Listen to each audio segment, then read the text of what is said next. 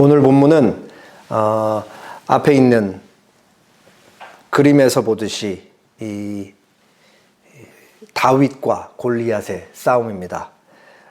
이 사람의 머리통을 들고 있는 이 청소년으로 보이는 사람이 다윗이고, 그 다윗의 손에 들려 있는 사람의 머리는 바로 골리앗의 머리입니다.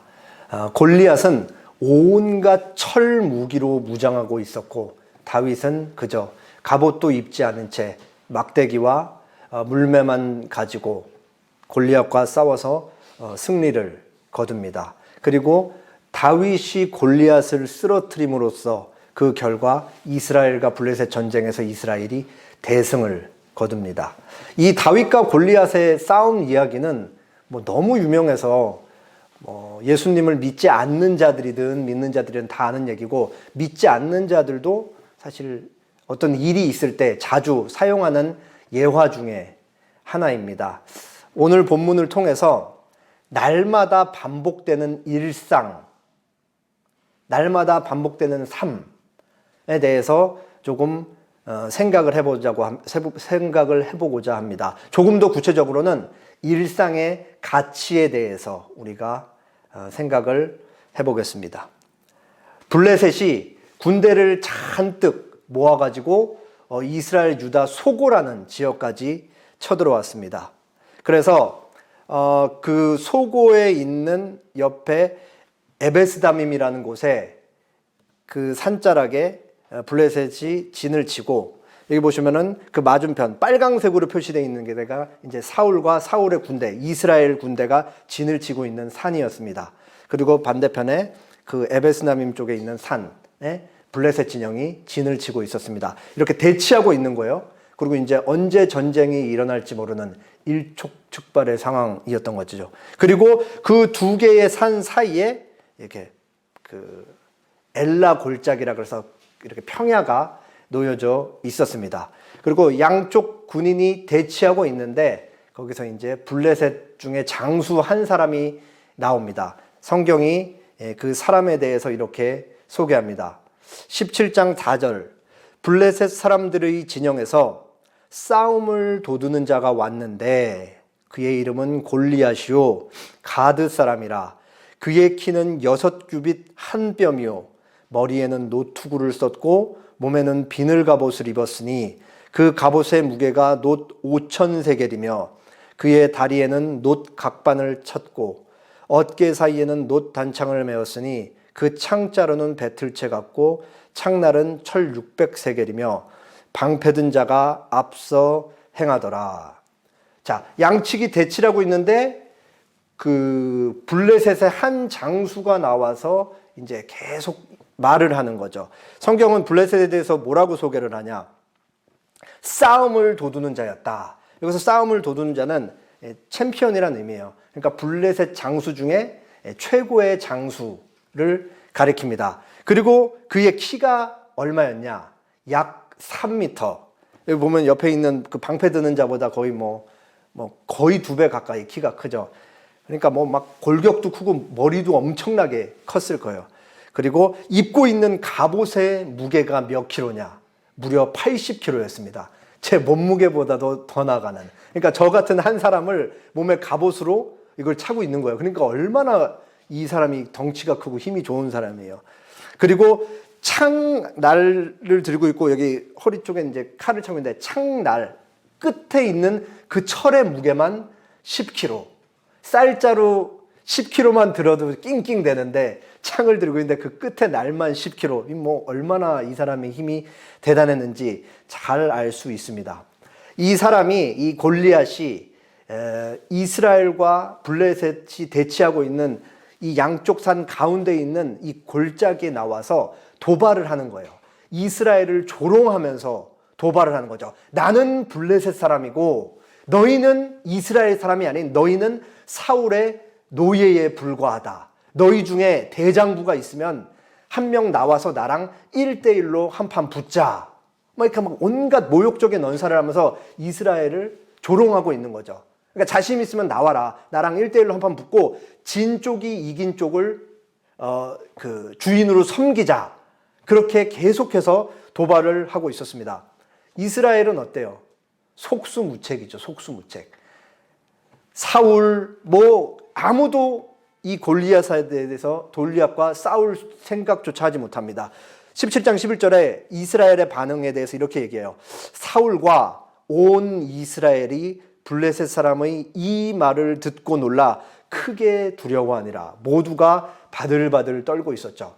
여기서 사실 우리는 너무 이제 공감을 하지만 사실 이 사람들은 철저하게 현실주의자였어요. 현실주의자. 무슨 말이냐면 사울이 왜 골리앗을 보면서 바들바들 떨고 있냐. 사울은 무조건 덩치 좋고 힘센 사람이 전쟁에서 승리한다. 싸움에서 이긴다라는 생각을 갖고 있는 거예요. 사울도 이스라엘 백성들 중에 어깨 위만큼 컸을 만큼 키가 제법 컸던 사람인데 자기보다 훨씬 큰 골리앗을 보면서 감히 덤빌 생각을 못하고 그 앞에서 바들바들 떨고 있고 자리만 지키고 있는 것이죠. 이스라엘 백성들의 생각이 사울과 다 똑같은 거예요. 그러니까 골리앗의 도발에 모욕적인 언사에 수치심을 느끼면서도 감히 그 앞에 나가서 내가 싸워야겠다라는 생각을 하지 못하고 서로 눈치만 계속 살피고 있었던 것이죠. 이렇게 골리앗의 도발에 거기 이 골짜기에는 온갖 살의와 적의가 가득했습니다. 이제 성경 저자는 갑자기 주의를 환기시켜서 이새의 집으로 이렇게 방향을 확 틀어버려요. 왜 이렇게 주의를 환기시키면서 카메라를 다른 쪽으로 돌릴까요? 지금 대치하고 있는 이 양측 진영, 특히 이제 전장에 있는 이스라엘 진영에는 누가 없었기 때문에 그렇죠? 블레셋의 장수 골리앗과 싸울 수 있는 장수 한 명이 없었기 때문에 다른 쪽을 비칩니다. 이새의 집에는 누가 있었어요? 아직 20살도 안 된 목동 다윗이 있었죠. 다윗이 지난주에 기름 부음 받고 하나님 앞에서 왕이 됐잖아요. 그 다윗이니까 다윗에게로 이제 카메라를 확 비추는 것입니다. 전장에서는 골리앗이 밤낮으로 40일 동안 매일 나와서 이제 이스라엘을 조롱하고 있었습니다. 그리고 이제 카메라는 다윗의 집을 비추면서 보이지 않는 하나님의 손길이 작동하고 있다라는 것을 이렇게 넌지시 우리에게 제시를 하는 것이죠. 이 부분 조금만 묵상을 하면 얼마나 감동스러운지 몰라요. 잘 생각해 보세요. 우리가 사무엘상 보기 전에 봤던 성경 텍스트가 어디였어요? 룻기였잖아요. 룻기에서 하나님께서 다윗을 지금 준비시키기 위해서 몇 대 전에 엘리멜렉과 나오미의 가정을 모압으로 보내는 거죠. 거기서 나오미와 함께 모압 여인 룻이 나오고 룻이 이스라엘로 와서 하나님의 백성이 되고 보아스와 결혼해서 아들을 낳았어요. 그 아들이 누구예요? 오벳, 다윗의 할아버지. 거기서 이새가 태어나고 다윗의 아버지는 이새가 태어나고 거기서 다윗이 태어나잖아요. 그러니까 하나님이 지금 이 블레셋의 손에서 골리앗과의 싸움에서 다윗을 등장시키고 이스라엘을 구원하기 위해서 몇 대 전부터 하나님이 계획을 세우시고 섭리 속에서 이 다윗을 준비시킨 거예요. 그리고 지금 모두가 바들바들 사시나무 떨듯이 떨고 있는 그 전장에 다윗을 내보내기 위해 이새를 통해 일을 하시는 거죠. 이새가 다윗에게 심부름을 시킵니다. 막내 다윗에게 심부름 가서 첫째, 둘째, 셋째가 지금 전장에서 싸우기 위해 나가 있어요.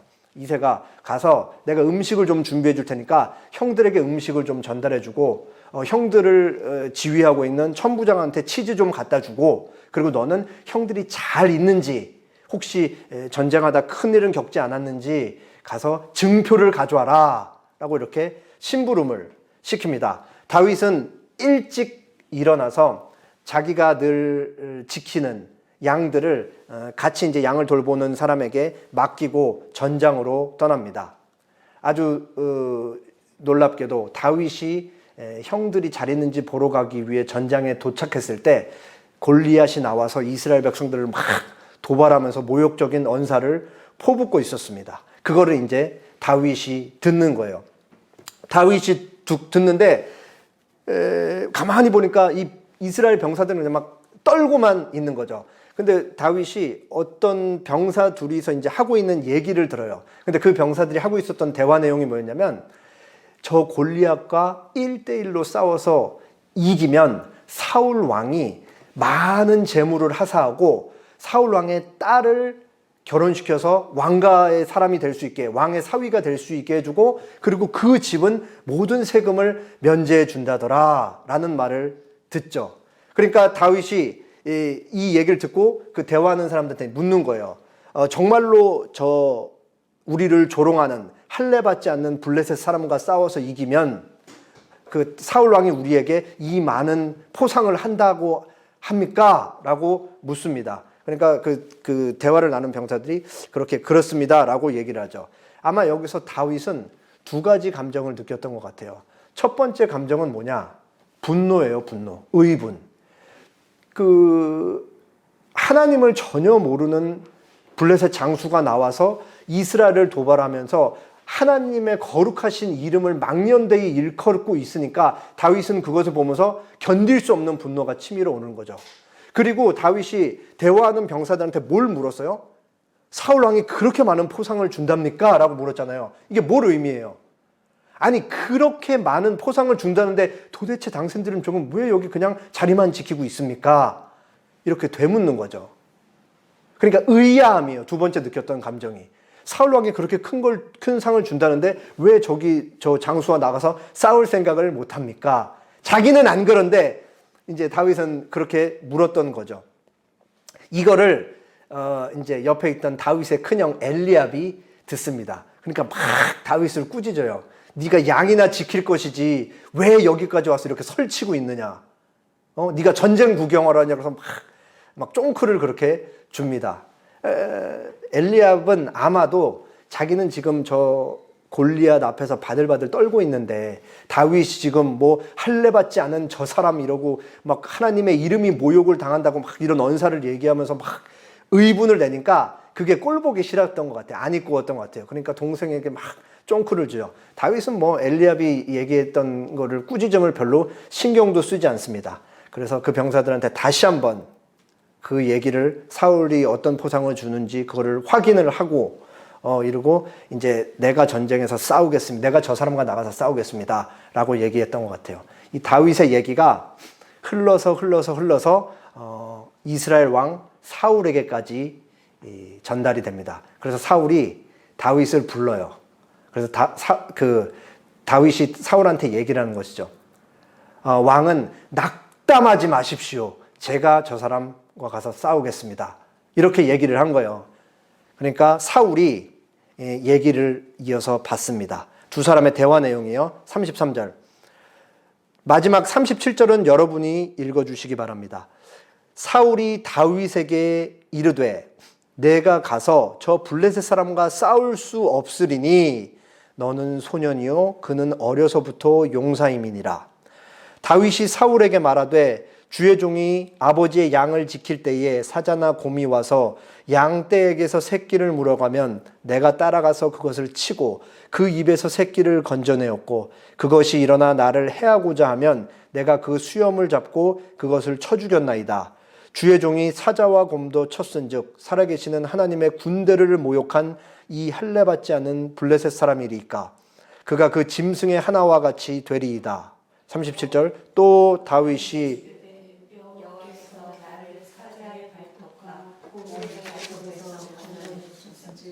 나를 이 블레셋 사람의 손에서 건져내시리이다.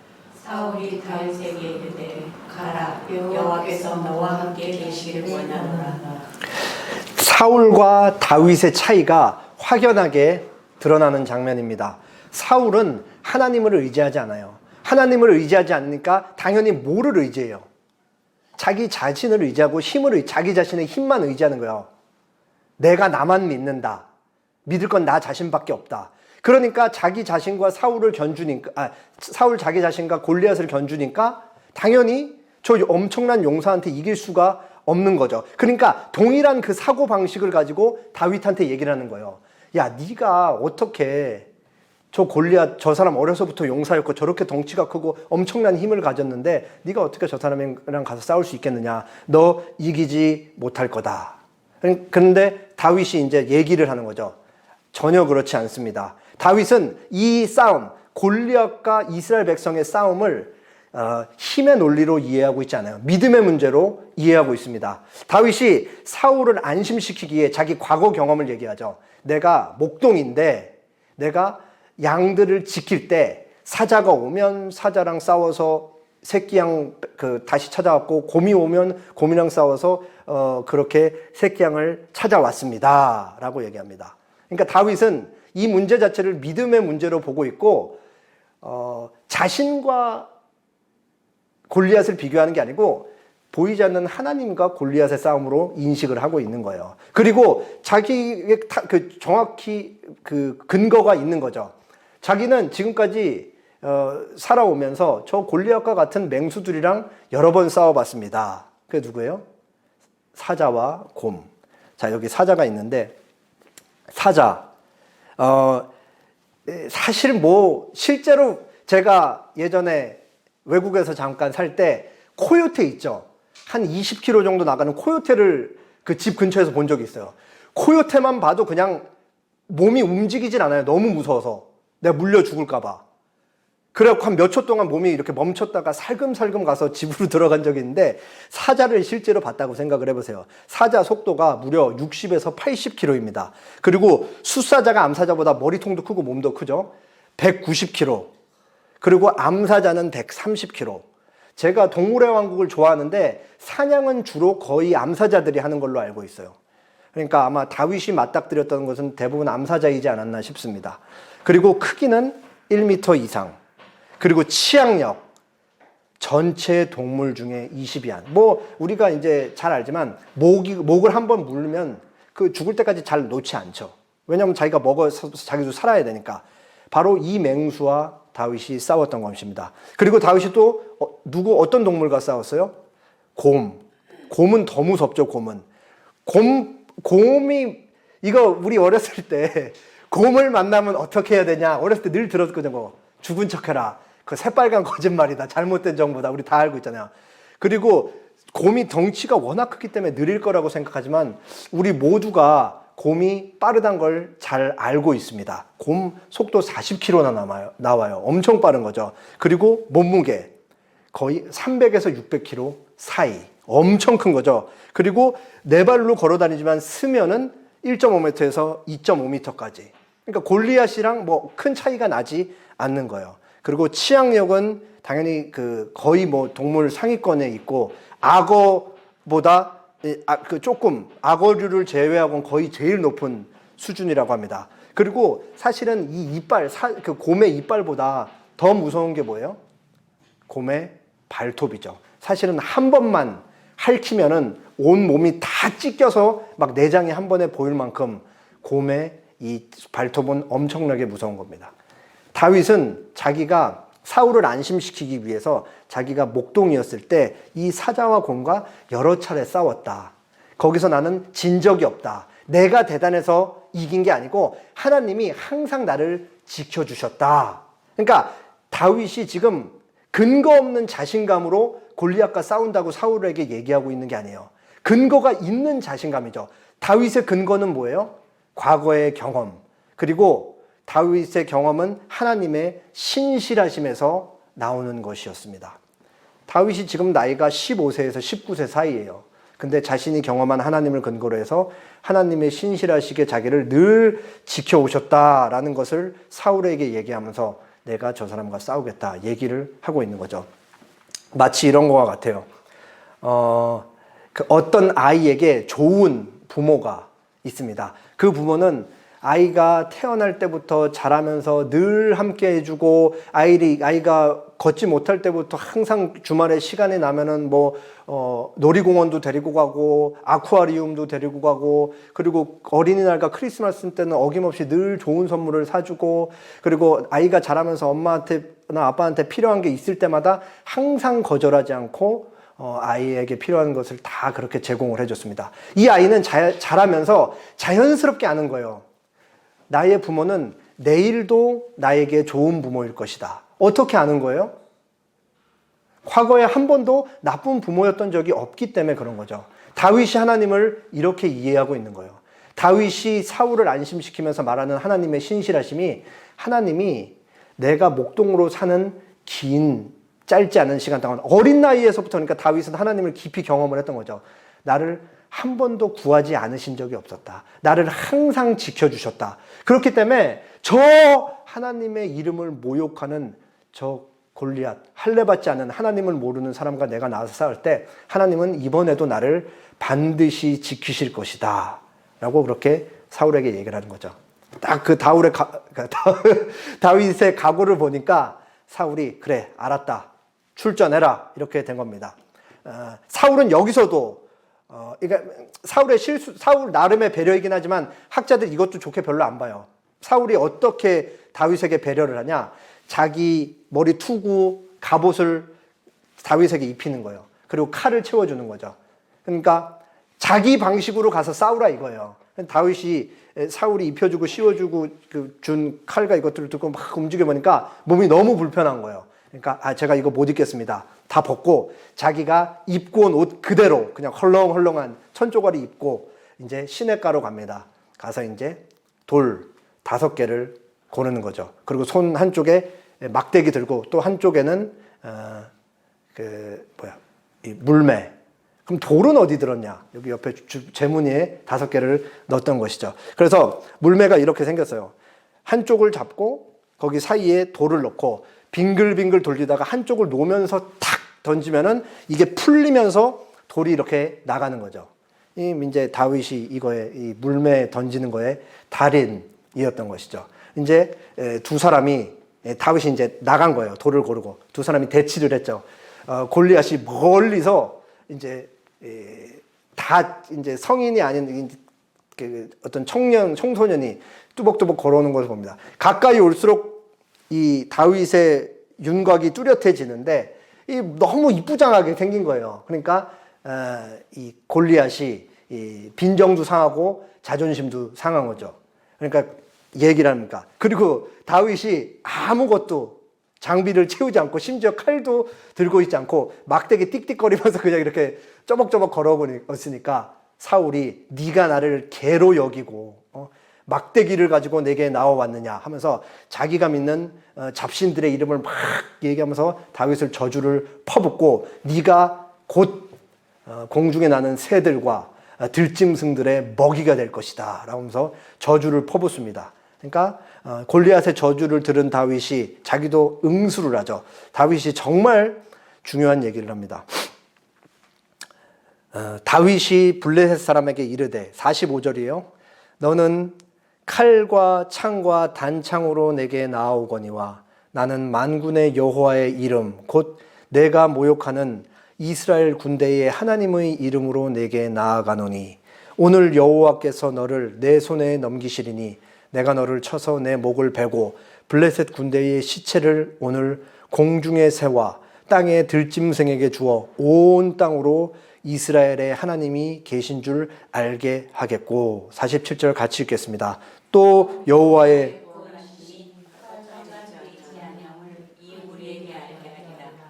전쟁은 여호와께 속한 것이죠. 그가 너희를 우리 손에 넘기시리라. 아주 멋있는 장면이죠. 다윗의 진면모가 드러나는 장면입니다. 아마 까먹으셨겠지만 제가 지난주에 말씀드렸는데 하나님께서 다윗을 사울의 궁에 보내시고 그리고 하나님께서 다윗의 마음속에서 중요한 걸 보셨다고 그랬잖아요. 그 마음의 중심, 그 마음에 뭐가 있다는 걸 하나님께서 보셨다고 그랬죠. 하나님을 향한 사랑이 있다는 걸 제가 봤다고 말씀드렸습니다. 다윗의 마음속에는 하나님을 향한 사랑이 가득 채워져 있어요. 그러니까 다윗은 전장에 갔을 때 골리앗이 한 그 하나님을 모독하는 말을 듣고 참을 수가 없는 거죠. 그러면서 분노를 느끼는 거예요. 근데 지금 이 전장에는 그 다윗과 골리앗의 싸움에 이스라엘 군인들이든 블레셋 군인들은 다 두 사람만 집중을 하고 있잖아요. 거기서 블레셋의 장수 골리앗이 한 말에도 신경을 쓰고 있죠. 근데 여기서 다윗이 한 말, 이 중요한 말에 모든 사람이 다 듣는 거예요. 블레셋 사람도 듣고 이스라엘 사람도 듣는 거죠. 다윗이 어떤 말을 해요? 지금 너와 나의 싸움, 이 싸움은 가장 중요한 게 뭐냐면 하나님의 주권에 있는 것이다. 전쟁은 중요한 전술이나 뭐 좀 그 물리적인 그 힘이나 아니면은 전략이나 무기, 철 무기에 있는 것이 아니고 전쟁의 승패는 오직 하나님께 달려 있는 것이다. 내가 너와의 싸움에서 이 사실을 우리 이스라엘과 너네 구인들에게 다 증명해 보이겠다. 칼과 창의 그 탁월함에 전쟁의 승패가, 싸움의 승패가 걸린 것이 아니다라고 그렇게 선언을 한 거예요. 그러니까 지금 이스라엘 측면에서 보면은 이 다윗의 고백이 너무 중요한 거죠. 왜냐하면 지금 다윗처럼 생각하는 사람이 아무도 없기 때문에 다들 바들바들 떨고 있는 거예요. 그러니까 다윗이 의도하지 않았어도 선언을 하게 된 거죠. 뭘 선언하냐? 이 싸움은 눈에 보이지 않는 하나님이 우리와 함께 계셔서 이기게 하실 수 있는 싸움이다. 내가 만약에 저 사람과 싸워서 이기면 하나님이 살아계신 거다. 내가 그걸 증명해 보이겠다라고 그렇게 선언한 셈이 되는 겁니다. 그래서 다윗이 뭐 그냥 가자마자 물매 가지고 돌려서 탁 해서 하니까 그 돌이 파도로 어디 가서 날아서 박혀요? 골리앗의 이마에 가서 박히죠. 골리앗은 바로 쓰러집니다. 다윗이 가서 아무렇지 않게 가가지고 골리앗의 칼을 뽑아가지고 골리앗의 목을 그렇게 뱁니다. 그 자리에 있었던 사람들 누구도 단 한 사람도 다윗이 이길 거라고 생각하지 않았습니다. 이스라엘 측에서는 아까운 젊은 청소년 한 명이 목숨을 잃는구나 라고 하면서 내가 저 자리에 나가서 미안한 마음을 갖고 있었을 거고, 블레셋 진영에서는 콧방귀를 끼면서 웃고 있었을 거예요. 제가 무슨 감히 골리앗이랑 싸워서 이긴다고 저렇게 나왔나. 근데 다윗이 자기의 신앙 고백을 향해서 신앙 고백을 했듯이 골리앗과 싸워서 이김으로써 그 자리에 있는 모든 양측에 있는 사람들에게 뭐가 증명된 셈이에요? 다윗의 배후에 눈에 보이지 않는 하나님이 일하고 계셨다. 이제 그거를 이스라엘 백성들이 다 보는 거예요. 그러니까 사울이 못한 거를 다윗이 하는 거죠. 그러니까 이제 지금까지 바들바들 떨고 있다가 골리앗 한 명 쓰러지니까 이스라엘 백성들이 사기가 충족해서 와 하고 막 우르르 뛰어나가서 전쟁에서 대승을 거립니다. 블레셋 지역에 속한 그 땅까지 쫓아가서 블레셋 사람들을 쳐서 죽일 만큼 이스라엘이 대승을 거둡니다. 그렇게 해서 오늘 전쟁이 끝나는 거죠. 성경 기자가 독자들한테 묻고 있는 거예요. 당신들이 보기에는 지금 이 골리앗과의 싸움, 블레셋과의 싸움에서 누가 이스라엘의 진정한 왕입니까? 다윗입니까? 사울입니까? 라고 묻고 있는 것이죠. 오늘 모두가 불가능하다고 생각했던 싸움에서 다윗이 승리했습니다. 사실 일반 세상에서 다윗과 골리앗의 이 예화를 가져올 때는 불가능한 싸움을 가지고 싸운다라는 것 측면에서 어렵게 이긴 그 기적을 얘기하는데, 사실 다윗의 시나리오에는 골리앗과 싸워서 지는 시나리오가 전혀 없었어요. 다윗은 그냥 뭐 나가서 싸우는 순간 난 저 사람 무조건 이긴다라는 생각만 갖고 나간 거예요. 왜냐하면 다윗은 하나님이 있다라고 확신하고 있으니까. 그러니까 다윗은 하나님을 철저하게 신뢰했기 때문에 이 싸움에서 이길 수가 있었죠. 그러면 여기서 우리가 중요한 질문을 하나 해야 됩니다. 그 질문은 뭐냐? 다윗이 언제 하나님에 대한 신뢰가 생겼는가? 라는 것을 물어야 되죠. 그게 되게 중요한 질문이에요. 아마도 제가 잘은 모르지만 그 몽골 유목민들 보면은 그냥 어렸을 때부터 돌아다니면서 거기서 태어나고 그냥 자라면서 그 양들이랑 염소들이랑 같이 자라잖아요. 다윗도 한 6살 때부터 목동으로서 그렇게 양들을 키우면서 자랐다고 하고, 오늘 본문에 골리앗과 싸우는 그 시점을 19살이라 그러면 다윗이 13년 동안 목동 생활을 한 거잖아요. 그럼 그 14년 동안 매일 양들을 돌보는 그 자리에서, 그 일상에서 하나님에 대한 신뢰가 생겼던 것이죠. 매일 양들이랑 부대끼고 양들 털 깎아주고 밤에 지들끼리 붙어 있어야지 일교차가 심한 데서 따뜻하게 잘 수 있는데 지들끼리 떨어 있으면 붙여주고, 똥 싸면 뭐 똥도 치워주고, 뭐 멍뚱한 데 가면은 막대기로 막 쳐갖고 바른 길을 갈 수 있게 해주고, 그리고 가끔씩 사자가 와서 물어가면 뛰어 들어가서 구해오고, 곰이 물어가면 곰이랑 가서 목숨 걸고 싸우고, 이 상황이 여러 차례 반복되면서 다윗이 일상 속에서 뭐를 알게 된 거예요? 하나님은 눈에 보이지 않지만 하나님은 살아계시다. 살아계신 하나님이 나를 매일 지켜보고 계시고, 하나님이 나에게 맡기시는 이 양들을 맡기니까 이 일이 나한테 너무 소중하고, 내가 이 소중한 일을 잘 해나가니까 하나님이 나를 늘 지켜주신다 라는 것을 이 어린 나이에서부터 이게 매일이 쌓여서 눈에 보이지 않는 하나님을 경험했던 것이죠. 그러니까 그 일상, 너무나 평범한 일상들이 쌓여서 하나님에 대한 온전한 신뢰가 생겼던 것입니다. 유진 피터슨 목사님이 이런 말씀을 하십니다. 다윗은 베들레헴 언덕과 풀밭에서 아버지의 양을 돌보면서 하나님이 얼마나 위대하시고 또 가까이 계신 분인지를 깊이 경험할 수 있었다. 그는 양을 지키며 사자와 곰과 싸우는 과정에서 하나님의 능력을 경험할 수 있었다. 하나님의 임재를 철저히 연습해온 다윗에게는 들리지 않는 하나님의 말씀이 들리는 사자의 포효보다 훨씬 더 실제적이었다. 평상시 늘 하나님의 장엄하심을 경배해온 다윗에게는 보이지 않는 하나님의 사랑이 보이는 곰의 사나움보다 훨씬 더 실제적이었다.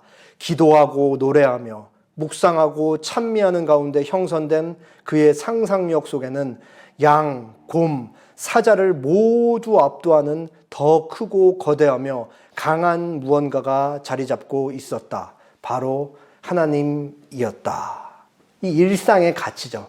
일상 속에서 하나님을 만나면서 쌓여가는, 거기서 형성되는 그 신뢰, 그게 바로 우리가 매일 살아가고 있는 그 일상의 가치인 것입니다.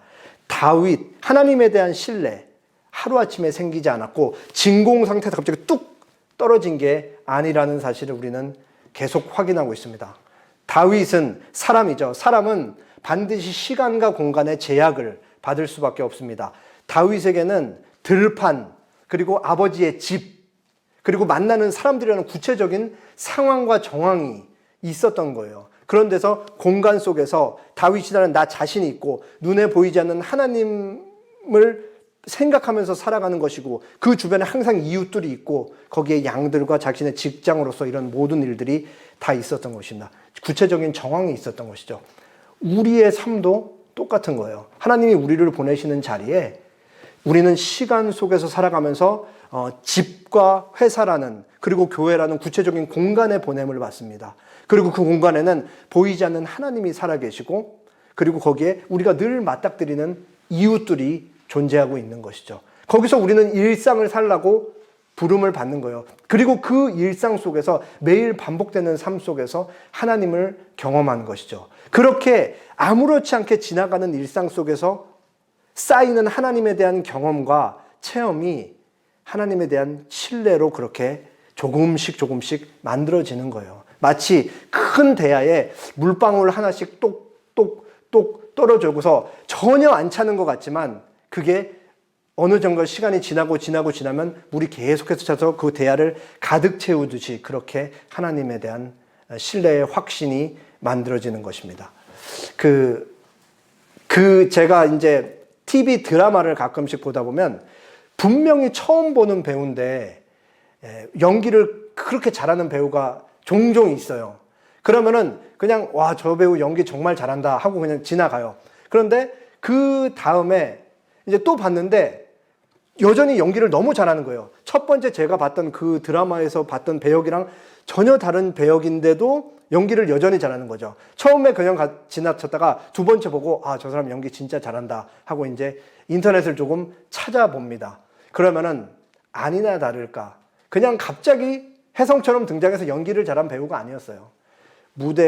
연극 무대에서 굶어가면서 그렇게 10년, 20년간 충실하게 연기 경력을 쌓아온 사람들이 TV에 나와서도 그렇게 자기의 지금까지 쌓여온 경험을 10분 발휘하게 되는 것이죠. 그리고 그거는 그 배우한테는 어떤 역을 시켜도 다 잘하는 것입니다. 그러니까 일상을 소중하게 생각하면서 충실하게 살아왔던 사람이 어느 상황에 맞닥뜨리던 간에 거기서 자신의 그 실력을 드러낼 수가 있는 것이죠. 다윗이 만난 하나님이 이와 똑같은 거예요. 다윗이 하나님이 자기에게 맡겨준 이 생명체, 양들, 가축들 아무렇지 않아 보이고 너무 많이 있기 때문에 소중하지 않다라고 생각할 수 있지만 이 한 마리 한 마리를 자신의 목숨을 걸면서 지켜왔기 때문에 자신을 지키는 유일한 목자이신 하나님이 자기를 어떻게 지키는지를 너무 잘 아는 거예요, 다윗이.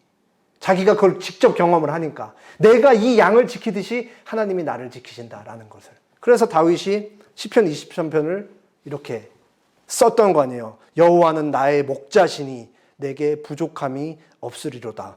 그가 나를 푸른 풀밭에 누이시며 쉴만한 물가로 인도하시는도다. 내 영혼을 소생시키시고 자기 이름을 위하여 의의 길로 인도하시는도다. 내가 사망의 음침한 골짜기로 다닐지라도 해를 두려워하지 않을 것은 주께서 나와 함께 하심이라. 주의 지팡이와 막대기가 나를 안위하시나이다.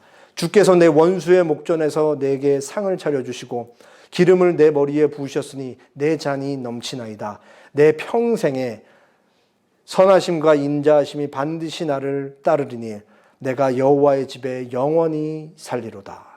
하나님은 나의 목자십니다. 그렇기 때문에 내게 부족함이 없습니다. 로 시작해서 내가 평생 살아가는데 하나님의 선하심과 인자심이 나를 따르리니 내가 영원히 하나님의 집에 살 것입니다. 이렇게 고백하는 것이죠. 그리고 그 사이에 유명한 우리가 달달 외우는 고백이 있죠. 내가 사망의 음침한 골짜기로 다니어도 나는 뭔가 해를 입을 것을 전혀 두려워하지 않습니다. 왜 그래요? 하나님이 나를 지키시기 때문에. 다윗 자신이 양들을 목숨을 걸고 지켰듯이 하나님이 모든 걸 걸고 나를 사랑하심으로 지키신다라는 것을 자신 경험을 통해 알기 때문에 이와 같은 신앙 고백적인 시를 쓸 수가 있는 것입니다. 우리가 일상 속에서 이거를 경험하는 것이죠. 그리고 다윗의 이와 같은 고백은 다윗 개인의 고백이 아니고 우리 모두의 고백이고 나의 고백이 되는 것입니다. 함께 기도하겠습니다.